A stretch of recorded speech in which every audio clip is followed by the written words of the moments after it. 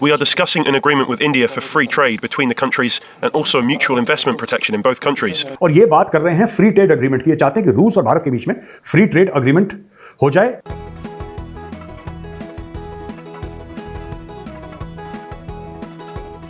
Free trade deal की discussion भी हो रही है। आपको नहीं लगता कि इंडिया बहुत मैच्योर तरीके से अपने रिलेशन नेबर्स के साथ और इंटरनेशनल कंट्रीज के साथ बेहतर कर रहे हैं? हम उनको क्या एक्सपोर्ट कर सकते हैं, इसके बारे में बातचीत करने वाले हैं। There are lots that India is manufacturing like crazy. India can export to Russia so many things. Bharat देखें कि how smart they are, they bought the oil from Russia, refine करके आगे बेच के पैसे बना रहे हैं। गुज़िश्ता हफ्ते ही मर्सिडीज बेंज ने हिंदुस्तान में अपनी पहली कार मैन्युफैक्चर की है। तमाम बड़ी टेक कंपनियों के सीईओज हिंदुस्तानी निजात हैं कि जिसके बाद ये कहा जा सकता है कि हिंदुस्तान दुनिया भर की हाई टेक कंपनियों की अहम मार्केट बनता जा रहा है। सर, इंडिया की तरफ अगर हम देखते हैं तो वहां पे वो मेड इन इंडिया मर्सिडीज बन रही है। कभी वो 18 कंट्रीज में उनकी करेंसी चल रही है, कभी वो G20 में इतनी कंट्रीज को बुला रहे हैं, और वो भी ठीक कश्मीर के अंदर। हुकूमत की तरफ से IMF के नाम पर अवाम को मुसलसल लॉलीपॉप दिए जा रहे हैं। खाने पीने के अलावा बिजली, गैस और पेट्रोल की कीमतों ने पैसे किधर से आएंगे? पैसे उधर से आएंगे जिधर हैं। किधर हैं पैसे? एक चीज नहीं है, आज आप किसी अमेरिकन फार्मेसी में चले जाएं, आप जो दवाई खरीदेंगे अमेरिका के अंदर वो मेड इन इंडिया। भारत में आईफोन्स की प्रोडक्शन में नुमाया इजाफा देखने को मिला है गुज़िश्ता साल। ये हिंदुस्तान की बात है, जबकि पाकिस्तान में आलम यह है कि मोबाइल फोन्स की असेंबलिंग खतरे का। सर, इंडिया की तरफ अगर हम देखते हैं तो वहां पे वो मेड इन इंडिया मर्सिडीज बन रही है। कभी वो 18 कंट्रीज में उनकी करेंसी चल रही है, कभी वो G20 में इतनी कंट्रीज को बुला रहे हैं, और वो भी ठीक कश्मीर के अंदर। और हम जो है गज़वाए हिंद में है, या फिर आटे की लाइन खत्म हो गई है। वैसे ये भी खबर चल रही है कि आटा मिलना बंद हो गया। मैं जाती तौर पे पूछे, मैं भारत की हिस्ट्री को बड़ा 1947, मैं तो खैर बहुत पुरानी पढ़ता हूँ क्योंकि मैं पढ़ रहा हूँ, बड़ा शौक है मुझे हिस्ट्री का, पॉलिटिकल साइंस का। लेकिन 1947 के बाद मैंने बड़े गौर से देखा कि क्या क्या गलतियां वो क्या कर रहे थे, हम क्या कर रहे थे। हमारे फंडामेंटल्स डिफरेंट है, मैं ये मानता हूँ। डीएनए की हद तक हम ठीक है, लेकिन उनके फंडामेंटल्स डिफरेंट, उनका फंडामेंटल्स डिफरेंट। इस वक्त जो मैं हजार इख्तलाफात के बावजूद, मुझे पता है पाकिस्तान में मोदी साहब, अब तो खैर मैं समझता हूँ वो भी चेंज हो चुका है। अब तो पाकिस्तानी तारीफें कर रहे हैं, मोदी साहब जैसा लीडर कोई भी आए, अब तो ओपनली कह रहे हैं। बहुत पहले नफरत थी उनकी बातों पे, चीजों पे, लेकिन भारत के लिए मोदी साहब ने जो कुछ किया, मेरे ख्याल है आज तक कोई पिछला लीडर नहीं कर सका, इसमें कोई शक नहीं। जो अच्छी चीज उसकी तारीफ करने, मैं समझता हूँ ये सितम जरीफी होती है कि उसकी तारीफ ना कीजिए। भारत के लिए वो अच्छे हैं, उसकी तारीफ करनी चाहिए। नेशनलिज्म उन्होंने प्रमोट किया, तारीफ करनी चाहिए। अपनी कौम को उन्होंने कौमियत सिखाई है, तारीफ करनी चाहिए। और उसमें आके मैं ये खासकर बात ये करना चाहूंगा, 2-3 चीजें हैं जिनकी वजह से इस वक्त भारत तरक्की हो रहा है। एक तो उनका system of education, no competition, बल्कि MIT की टक्कर के इंस्टीट्यूशन उनसे अच्छे इंस्टीट्यूशन उनके। और दूसरी, मैं हमेशा ये बात करूंगा, कभी भी पैसा वहां नहीं आएगा जहां शरारत होगी, जहां लड़ाई होगी, झगड़ा होगा, पैसा भाग जाएगा वहां। मुझे आप छोटा सा एक फंडामेंटल क्वेश्चन, दो लोग आपस में लड़ रहे हो, आप साथ वहां उनके बैठ के कोई दुकान बनाएंगे? आप वहां कारोबार करना पसंद करेंगे जहां सारा दिन, पिछले महीने मैं छोटी सी बताना चाहता हूं आपका कंपैरिजन, 262 टेररिस्ट अटैक हैं पिछले साल के 365 दिन होते हैं, 262 टेररिस्ट अटैक है। कौन आएगा यहाँ? कौन आएगा सर? लेकिन ये कंट्रोल क्यों नहीं कर पा रहे? ये नहीं कि तो बनाए हुए हैं, कारोबार है, आरज़ू कैसी बातें कर रहे हैं, जब पिछले 30 साल से दुकान ही टेररिज्म की बेच रहे हैं, चला रहे हैं। बल्कि वो प्रमोट करते हैं, वो कहते हैं देखो 265 अटैक है, 262 अटैक है, हमें पैसे दो, हमें पैसे दो। 262 अटैक है, मजलूम है, हम पैसे लंदन जाने, बच्चे भूखे बैठे हैं, यही तो गुजारिश है आपके साथ। रशियन डेप्यूटी, आज आप किसी अमेरिकन फार्मेसी में चले जाएं, आप जो दवाई खरीदेंगे अमेरिका के अंदर वो मेड इन इंडिया। एक तरफ वो अमेरिका के साथ आईफोन बना रही है, दूसरी तरफ रशियन आज delegation is visiting India right now. अगर इंडिया की बात करें तो रशिया के साथ फ्री ट्रेड डील की उनकी बात चल रही है। क्रूड ऑयल सबसे ज्यादा खरीदा जा रहा है। तो पाकिस्तान के अंदर हम बड़ी कोशिश करते रहे हैं कि जनाब बड़े बड़े स्पोर्ट्समैन आए, बड़े लोग आए, ताकि पाकिस्तान का इमेज बेहतर हो। लेकिन एक एप्पल के CEO टिम कुक जो है वो इंडिया आए हैं और पूरी दुनिया ने उसको हाईलाइट किया है। हम नहीं मानते सुप्रीम कोर्ट के फैसले को, हम नहीं मानते। भारत देखें कि how smart they are, they bought the oil from Russia, refine करके आगे बेच के पैसे बना रहे हैं। हमें 30 जून 2024 तक कम से कम 27 अरब डॉलर के बैरूनी कर्जे वापस करने हैं।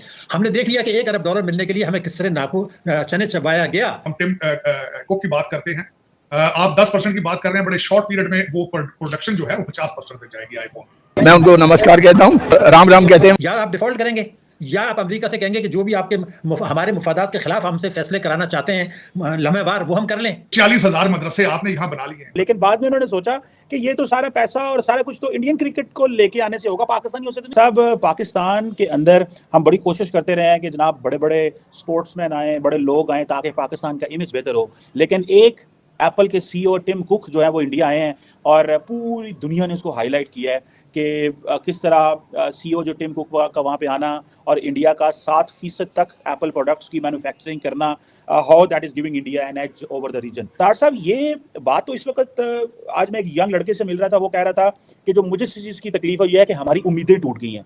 तार साहब, एक तरफ उम्मीदें हैं, एक तरफ ना उम्मीदी है, आप कैसे देखते हैं? और इंस्टीट्यूशनल क्राइसिस इस वक्त आपके सामने है कि आज सिक्योरिटी एस्टैब्लिशमेंट भी चीफ जस्टिस के पास चली गई। आप देखते हैं कि चीज़ें अगले 4-6 माह में बेहतर होती आपको नजर आ रही हैं सर? नहीं, मुझे नजर नहीं आ रही चीमा साहब, बिल्कुल, क्योंकि अभी तक आपने फाउंडेशन फंडामेंटल्स ठीक करने का कुछ नहीं सोचा। फंडामेंटल सोचने का मैं आपका कंपैरिजन जब हम करेंगे भारत के साथ, उसमें फंडामेंटल चीजें ये हैं, कारोबार, मैन्युफैक्चरिंग, ये सारी चीजें अब आती हैं जब लॉ एंड ऑर्डर ठीक हो, आपकी जुडिशरी ठीक हो।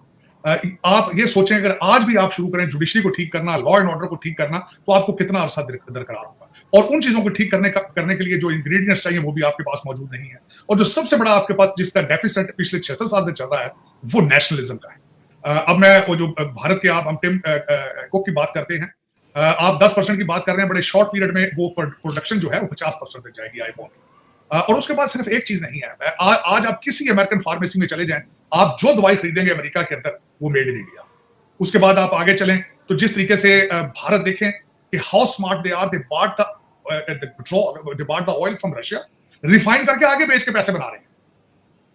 आप इस सोच को कहां लेकर जाएंगे? एक तरफ वो अमेरिका के साथ आईफोन बना रही है, एक तरफ यहां अमेरिका के अंदर जितनी सक्सेसफुल कंपनीज हैं उनके सीईओ सारे भारतीय निजाद हैं, यहां 2 अमेरिकन निकी हेली जो प्रेसिडेंशियल कैंडिडेट है, दूसरी तरफ ये देखेंगे रशिया से भी वो अपने रिलेशनशिप ठीक रख रहे हैं, ट्रेड कर रहे हैं उनके साथ। रशियन आज delegation is visiting India right now. और तीसरी बात ये मैं बताऊं, अफ्रीका के अंदर डॉक्टर जयशंकर का अभी आखिरी दौरा अफ्रीका के अंदर था। मैं एक और चीज यहां पे बताना चाहूंगा, जो नई चीजें भारत कर रहा है। पहले अफ्रीका सस्ता असला खरीदता था रशिया से। यूक्रेन की जंग की वजह से वो रशिया की सप्लाई, जो रशियन आर्मामेंट्स की सप्लाई अफ्रीका में जो कम हुई है, वो एक गैप आया है। भारत उसको फिल करने के लिए अफ्रीका में एफर्ट कर रहा है। This recent trip of doctor Jaishankar was based to sell the armaments to Africa. तो उनकी सोचें देखें, उनकी ग्रोथ देखें। अमेरिका आज बिल्कुल इस तरह लगता है जिस तरह भारत के पांव में पड़ा हुआ है। मेरा मकसद है कि चाइना को काउंटर करने के लिए उनको बावर करा दिया गया कि you can not come into our area without the support of India. और दूसरा, मैंने आपको शायद आपने सुना ही होगा, मेरा ख्याल है आप और मैं एक इवेंट में इकट्ठे थे जहां यह कहा गया था कि हर अमेरिका के बोर्ड के ऊपर, American company, any successful American company की बोर्ड के ऊपर जब तक भारतीय नहीं होता उनका स्टॉक ऊपर नहीं जाता।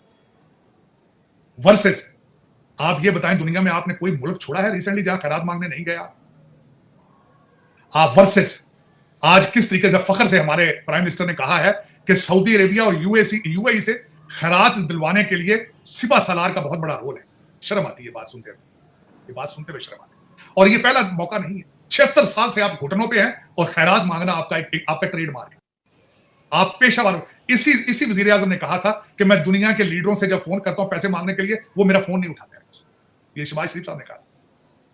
तो आपको इन चीजों से निकलना पड़ेगा, आपको खैरात से निकलना पड़ेगा। सबसे पहले आपको दहशतगर्दी जो बेचते हैं उनसे निकलना पड़ेगा। आज भी बजाय इस बात को छुपाएं, आप बड़े फख्र से कहते हैं, फख्र से नहीं कहते, लेकिन इसलिए लोगों को बताते हैं कि हम मजलूम हैं। 262 हमले एक साल में दहशतगर्दी के हुए ताकि हमें पैसे मिले। लेकिन हम कितने मजलूम हैं। आपकी जंग हम लड़ते रहे हैं, हम कितने जख्मी हैं। डॉलर अल्लाह के नाम पर 2-4 बिलियन गुजरते हुए दे जाए, मेरे बच्चे भूखे मर गए लंदन। ये इससे आपको निकलना होगा। और दूसरा, आप ये जरा मुझे बताएं कि 40,000 मदरसे आपने यहां बनाए अभी तक, और उसमें मुझे ये बताएं कि क्या पढ़ाया जा रहा है बच्चों को? क्या पढ़ा रहे हैं? इंग्लिश पढ़ा रहे हैं, फिजिक्स पढ़ा रहे हैं, केमिस्ट्री पढ़ा रहे हैं? सऊदी अरब ने रियाद के साथ साहब एक स्टेडियम बनाया, जो मैं आपकी टेंशन डिवर्ट करना चाहता हूं। अब सऊदीज इंडियंस को कहते हैं वहां पे आओ, जबकि सुनने में आया कि जब उन्होंने उस स्टेडियम का इफ्तिताह किया तो सारी पाकिस्तानी एम्बेसी वहां पे मौजूद थी, क्योंकि वो चाहते थे कि पाकिस्तान आए। लेकिन बाद में उन्होंने सोचा कि ये तो सारा पैसा और सारा कुछ तो इंडियन क्रिकेट को लेके आने से होगा, पाकिस्तानियों से तो नहीं होगा। सो हमने अपने आप को इस तरह